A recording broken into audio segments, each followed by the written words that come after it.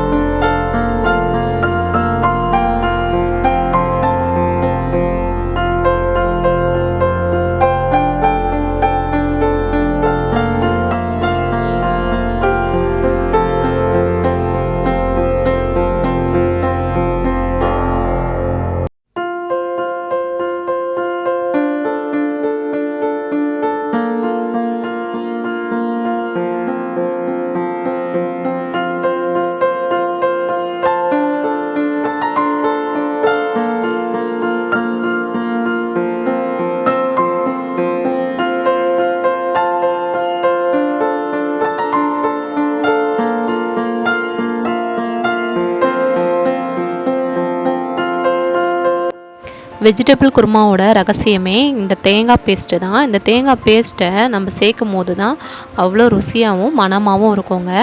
நான் செய்கிற இதே மெத்தடில் நீங்கள் உங்கள் வீட்டில் ட்ரை பண்ணி பாருங்கள். கண்டிப்பாக திக்காகவும் அதே சமயம் டேஸ்ட்டாகவும் இருக்குங்க. மறுபடியும் செய்ய சொல்லி கேட்பாங்க. அந்தளவுக்கு நல்லா இருக்குங்க.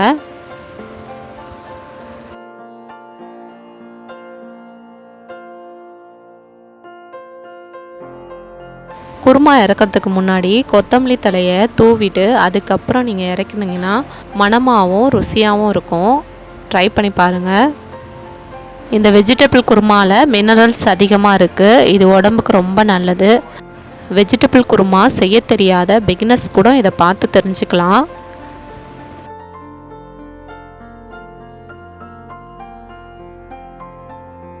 நீங்கள் உங்கள் வீட்டில் இதே போல் வெஜிடபிள் குருமா செஞ்சு பார்த்துட்டு எனக்கு கமெண்ட் செக்ஷனில் கமெண்ட் பண்ணுங்கள், நானும் தெரிஞ்சுக்கிறேன்.